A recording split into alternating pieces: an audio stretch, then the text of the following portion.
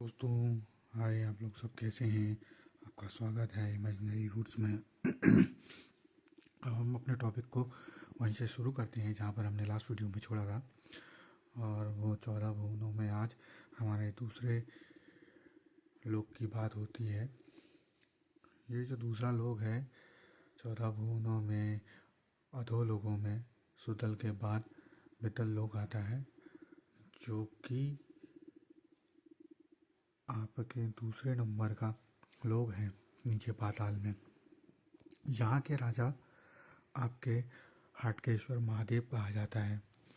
आपको वैसे मैं एक टिप के तौर पर एक बात बताऊं कि 3 लोग जैसे कहे जाते हैं, स्वर्गलोक, पृथ्वीलोक और आपके पाताल लोक। तो तीनों लोकों में शिव जी के 3 विशिष्ट लिंगों की के बारे में बताया जाता है। जैसे कि स्वर्ग में तो आपके आते हैं ताड़केश्वर महादेव, धरती पर आते हैं महाकालेश्वर महादेव और पाताल में आते हैं हाटकेश्वर महादेव। तो जो ये हाटकेश्वर महादेव हैं, हाटक को आपके संस्कृत में स्वर्ण भी बोला जाता है, जैसे हिरण्य को भी बोला जाता है स्वर्ण। ये पर्यायवाची हैं स्वर्ण के, सोने के।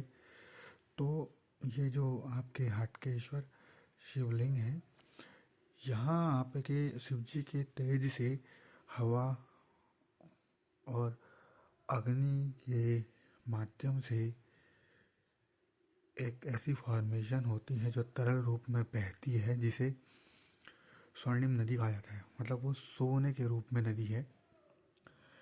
एक बात और कि हमारे जो नीचे के अधोलोक जितने भी हैं, वहाँ अपना स्वयं का प्रकाश होता नहीं है। तो जो स्वयं का प्रकाश नहीं होता है, तो वहाँ पर को जो आपके क्रिस्टल्स होते हैं, मणियाँ जिन्हें कहते हैं, उन मणियों के प्रकाश से ही वहाँ उजाला होता है। क्योंकि वहाँ के लोगों की सभ्यता इतनी ऊंची होती है, वो साइंस में इतने आगे होते हैं कि वो अपनी साइंस से उन मणियों से अपना खुद का प्रकाश बना लेते हैं। बहुत दिव्य होता है वहाँ का प्रकाश और काफ़ी हाईटेक एनर्जी सोर्सेज होते हैं उनके पास। वैसे भी मेहनती तो वो लोग होते ही हैं। और स्वयं शिव जी जहाँ है, वहाँ तो किसी चीज़ की क्या कमी, वो बहुत ही सुंदर और रमणीय स्थानों में से एक है। ये दूसरे नंबर की सिविलाइजेशन है। कार्ल शेव स्केल करके जो रशियन साइंटिस्ट हैं, उनके अनुसार ये सेकंड टाइप ऑफ सिविलाइजेशंस में आते हैं, जो अपने ही सूर्य की ऊर्जा को या ऊर्जा से आपके अपने मन मुताबिक काम कर लेते हैं, अपनी एनर्जी प्राप्त कर लेते हैं। वो मड़ियों पर ऐसा दबाव बनाते हैं इन क्रिस्टल्स पर, जैसा आपने सुपरमैन रिलेटेड मूवी में देखा होगा। वो अमूमन हमेशा क्रिस्टल्स से ही अपने को पावरफुल बनाता है। वो क्रिस्टल्स की एनर्जी से ही आपके आइलैंड बना लेता है, कुछ भी बना लेता है। सब क्रिस्टल्स की पावर होती है। तो ये भी उन मड़ियों की पावर से ही अपने को इतना पावरफुल बना लेते हैं। ये साइंस में, केमिस्ट्री में ये बहुत आगे होते हैं, इनका कोई कंपैरिजन ही नहीं है। और अभी आपको मैं बताऊं कि जैसे मैंने आपको बताया कि ये हाटकेश्वर शिवलिंग है, तो इनके प्रभाव से वहाँ स्वर्ण जो बनता है, जिसकी जो नदी बहती है, उससे वहाँ धन धान्य समृद्धि और इन सब चीज़ों की कहीं से लेकर कहीं तक कोई कमी नहीं रहती। वहाँ पर के लोग भी जो होते हैं, भोग ये लोग भोग के विलासी होते हैं, भोगी होते हैं।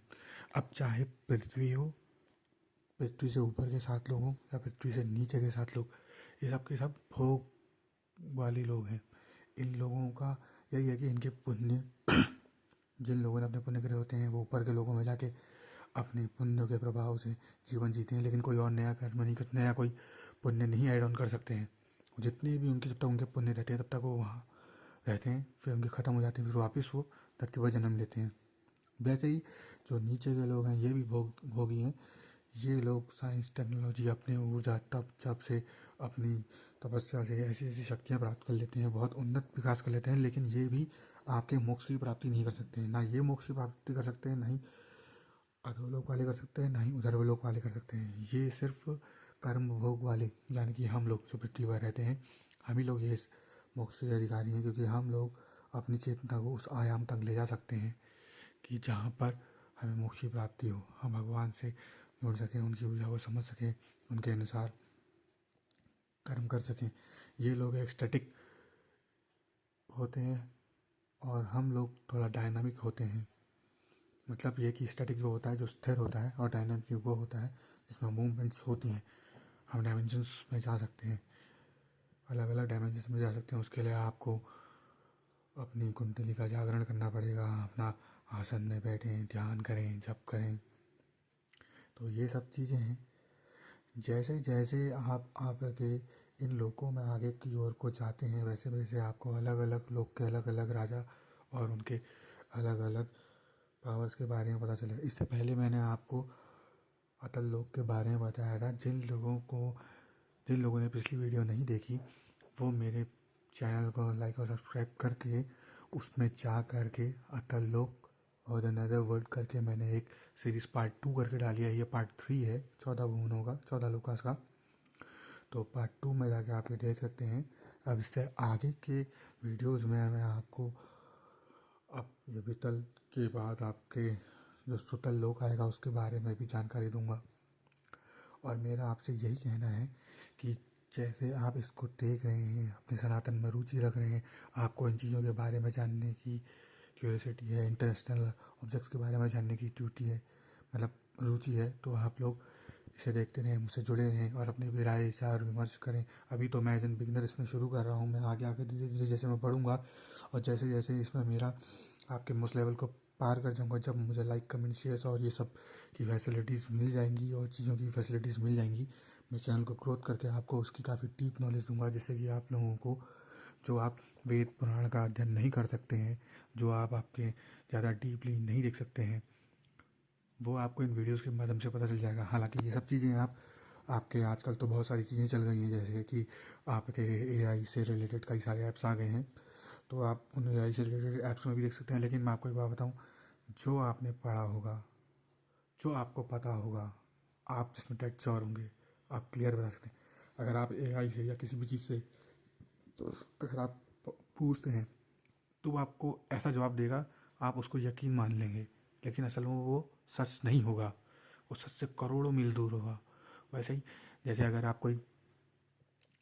कोई भी अगर आप वेद पुराण में भी अगर आप ढूंढेंगे, तो उसके लिए आपको उसकी स्टार्टिंग पता होनी चाहिए। फिर उसके बाद जाके आपके वो चीज़ें समझ में आएंगी कि ये कैसे हो सकता है। जैसे किसी भी बच्चे को अगर हम एकदम से अगर मल्टीप्लिकेशन, सब्सट्रैक्शन, एडिशन, डिवीजन, गुणा भाग, ऋण, ये सब चीज़ों के बारे में बताएंगे, ऋण जोड़ के बारे में बताएंगे एकदम से छोटे बच्चे को, तो उसके समझ में नहीं आएगा। लेकिन जो स्कूल का जो टीचर होता है उसको सब पता होता है, क्योंकि उसने वो चीज़ पढ़ी भी है। तो मैंने जितना भी आपके पढ़ा है, मैं उतना आपको ये सब बता सकता हूँ। मैंने आपके जिन जिन चीज़ों का अध्ययन करा है और जहाँ से भी मैंने ये सब चीज़ें इकट्ठी करी हैं, इसके बाद मेरा प्रत्यक्ष प्रमाण है। मैं चाहे तो आपको ये वेद पुराणों की बात है यूँ ही नहीं कह रहा हूँ, क्योंकि ये इन सब चीज़ों में मेंशन है, अलग अलग है, और हर एक चीज़ में हर एक चीज़ की अपनी अलग व्याख्या है। तो उसको भी आप एकदम से नहीं समझेंगे। अभी जब मेरा ये पूरा कंप्लीट होगा तो उसके बाद मैं फिर आपके वेद और पुराणों की भी चर्चा करूँगा, हर एक के भी बताऊँगा भी। जैसे जैसे मेरी रिक्वायरमेंट बढ़ेगी, वैसे वैसे मैं उन चीज़ों में जाऊँगा।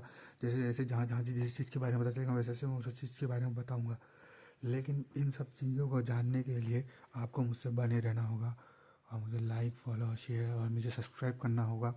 मेरा उद्देश्य सिर्फ़ और सिर्फ आप लोगों के बीच में से ही उन छुपे भी ज्ञान बुद्धि से सराबोर लोगों को ढूंढना है, जो लोग आपके अपने ज्ञान होने के बावजूद भी अपना ज्ञान बाहर नहीं निकालते। मैं चाहता हूँ कि वो लोग भी निकल के सामने आए, ताकि हमारे सनातन धर्म को मजबूती मिले, हमारी जो नई जनरेशन जो बन रही है उसको मजबूती मिले।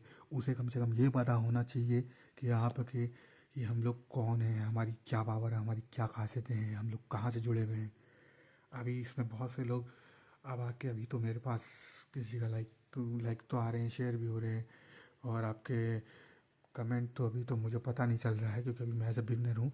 लेकिन जैसे जैसे मैं लोगों से जुड़ूंगा तो वैसे वैसे मैं इसको फेसबुक, इंस्टाग्राम और अदर जगह पे भी मैं इसको बनाऊंगा।